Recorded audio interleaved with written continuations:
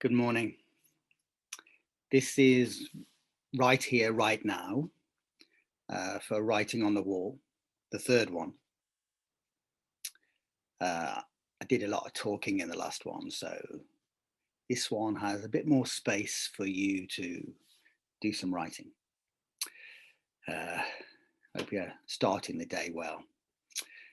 I got ready, I sorted out my hair, had a shave, cut myself.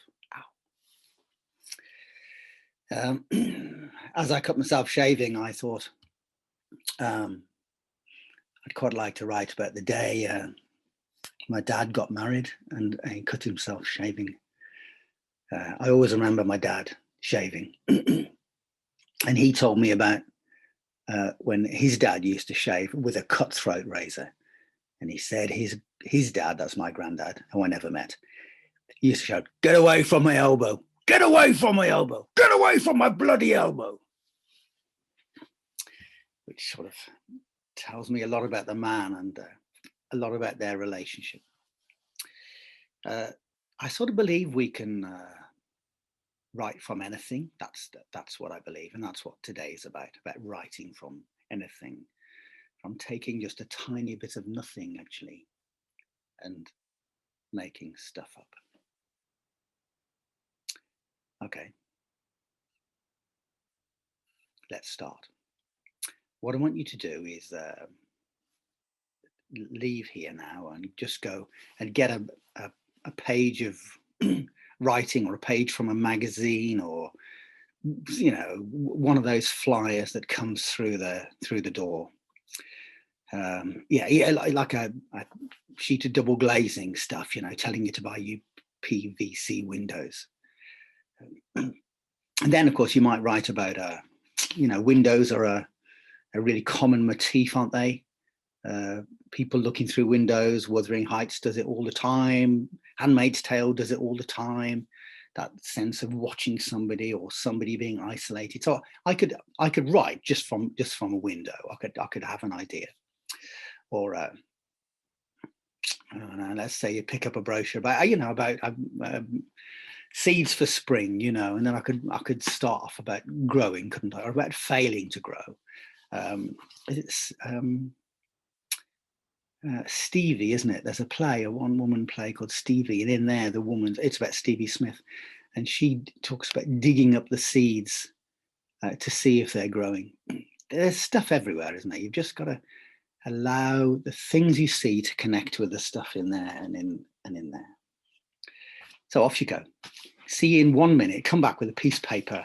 It can be anything, absolutely anything. I'll go and get it too. See you in a bit.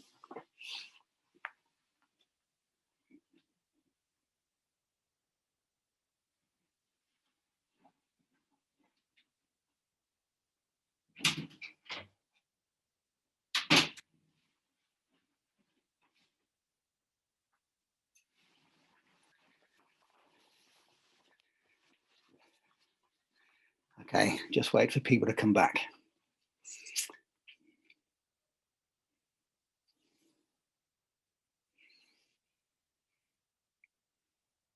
I could fill this with some words, but I'm not going to. I'm just going to wait.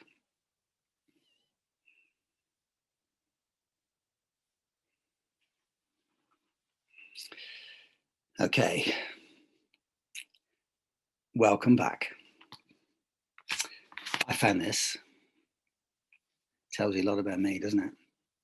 I could write about blossom. It takes me back to when I was at university. By my hall of residence, there was a big line of cherry trees, and but I'm not going to go there.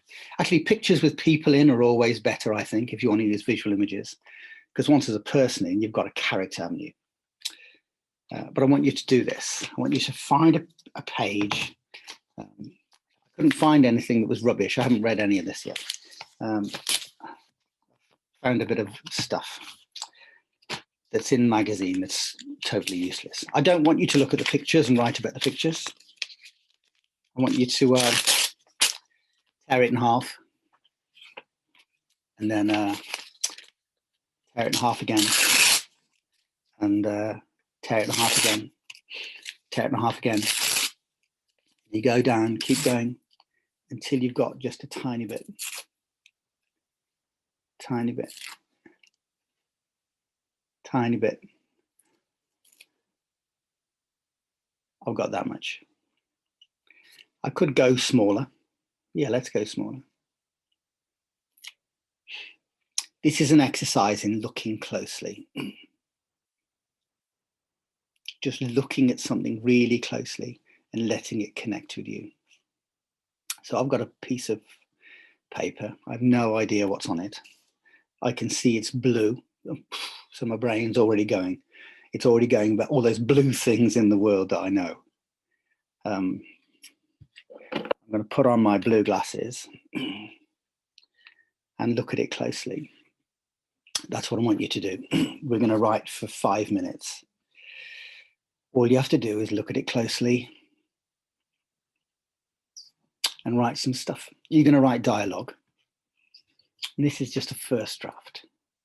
It's about scratching away. It's an idea that you haven't even had yet. Let's set the alarm on my phone. Set my alarm for 6 minutes.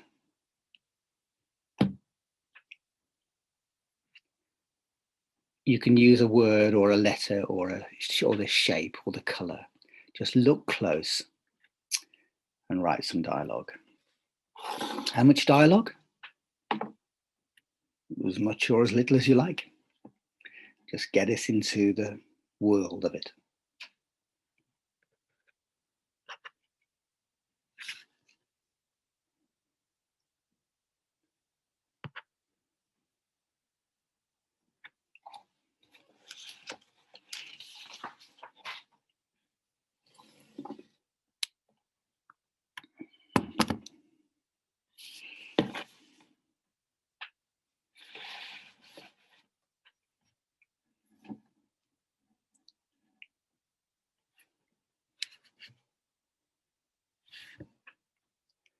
I haven't had an idea yet. Well, I have, but I used one of the words on it and I thought that was a bit of a cheat. So I'm going to have another think, have another idea.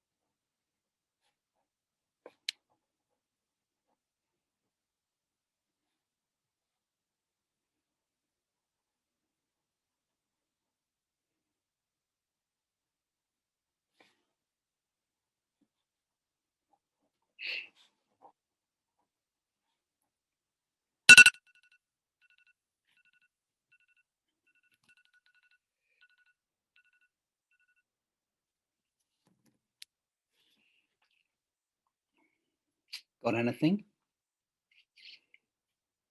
What I find amazing is that from virtually nothing, we can create something. The secret, I think, is to not disappoint ourselves, to not get stressed because we haven't got a complete, full idea. I think the way to contentment is to just remember that plays build up bit by bit, stories build up bit by bit, that we start with a tiny little section and we just have to grow it back into the piece, or no, grow it into the piece that's never been made yet. That's the delight of it, isn't it? That's the joy of it.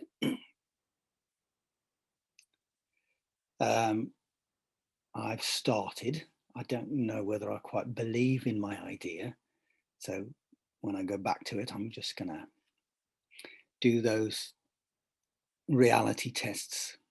Is it a believable idea? Do I believe the characters? Do I believe the language? I've got a little boy in my story talking to a soldier and at a checkpoint. And that's because this looked like Crete to me. Not Crete, Cyprus, looked like Cyprus. So I went to my brain went to Cyprus, that divided country. But when I thought, where's the story in Cyprus? And it's on that, on that dividing line between the Greek part and the Turkish part. Sorry if anyone's Greek or Turkish and you don't use those words, but I know there's a border down the middle and it controlled by the United Nations, and one people is one side and one people is the other. And I thought that's where, if you like, that's where the drama is. Actually, is that right? Is that where the drama is? Maybe the drama actually might be in somebody's house, mightn't it? Anyway, but that's what I chose. That's what I chose. I'm not going to start dating it now. I've had an idea. I'm going to blooming well go with it. So this is what I want you to do now. I want you to carry on writing. You can throw it away, because actually that little bit of paper, it's done its job for me. It's going in the recycling later. It has no function, because now it's up here, isn't it? That's where the bit of paper has led to an idea that's in my head. All I have to do now is develop the idea. I know I'm going back to reality, belief.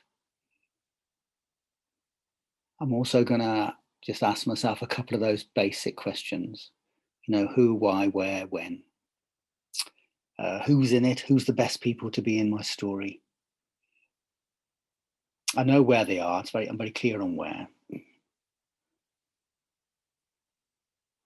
What happens? I think that's the big one here, because we're writing a play, and plays are about stuff that happens. So I'm just going to go back in to rewrite with who's in it and what happens. That's what I'm going to sort out. You have to you can throw all your dialogue away if you like and start again. You've got time. You've got 10 minutes. If you get stuck, go back to the little bit of paper and have a really good look at it. Really good look at it. And by that, I mean, stick it on the palm of your hand and just look at it with a fierce eye. Don't allow yourself to get distracted from it. Allow yourself to sort of go into the piece of paper. I promise you it'll work.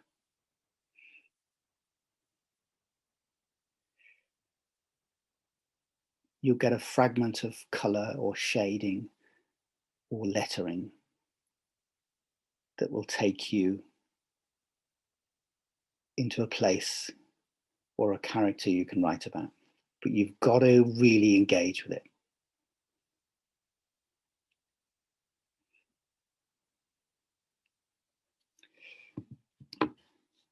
No more words. Set my alarm for 10 minutes.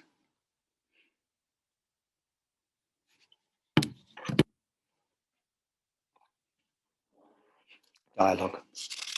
Have a nice time.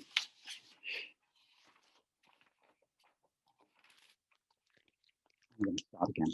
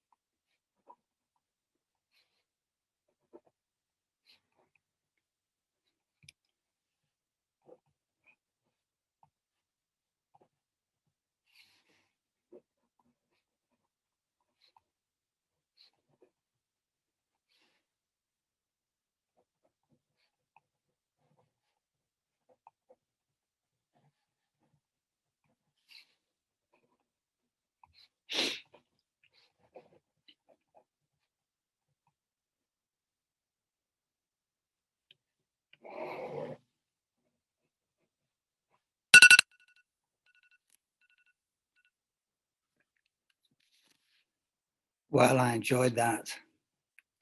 One, because I had a completely new idea, and it's always great having a new idea. I didn't do the first one because actually I didn't know enough about it. I don't know enough about the border in whatever it was, Cyprus. I didn't know what the boy would talk. I knew he wanted to get into no man's land, but I didn't know why. I just couldn't follow it through. So I've gone somewhere else. What I'd love you to do is send this in to writing on the wall now, or when you've done a bit more, done a second draft. What I will do is I'm going to type it up, and it'll get added on to the end of this. I don't know whether it's any good. I don't care. Honestly, I really don't care. I just know I love doing it.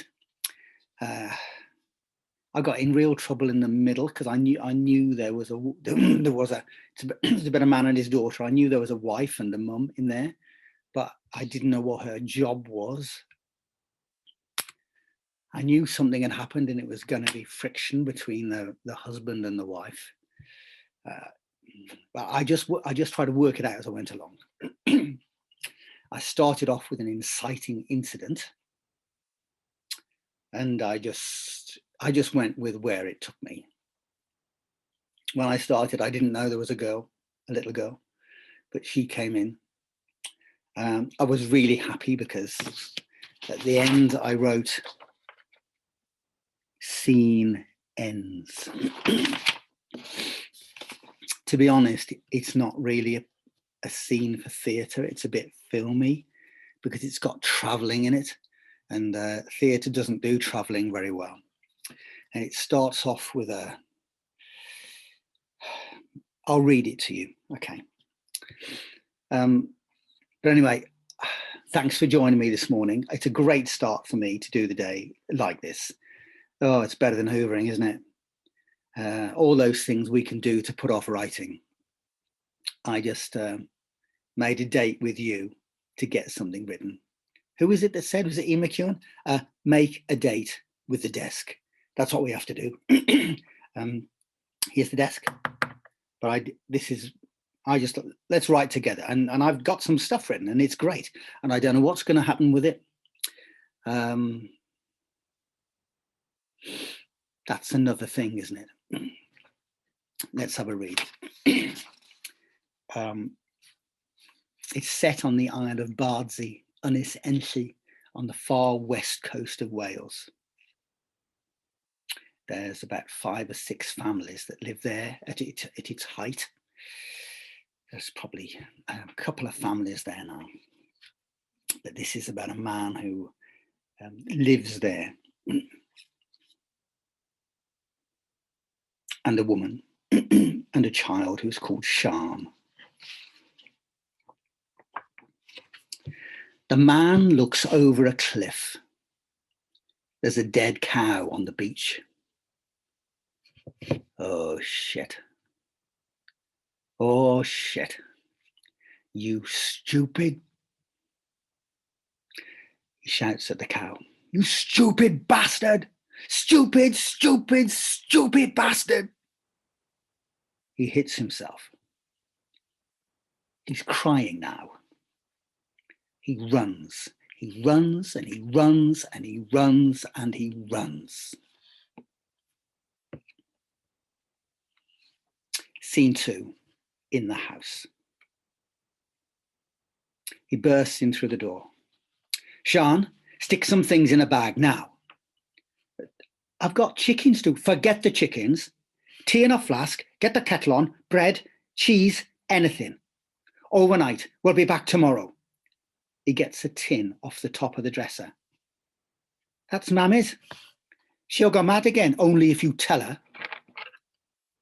She's not well today. Sicker. Take her some tea before we go. Tell her you're going with me to get to the smith. I've told Geraint to hold the boat. We'll be there in 15 minutes. Mum likes to talk in the mornings. Take her tea. Tell her. Just don't get stuck with her chatting. Go!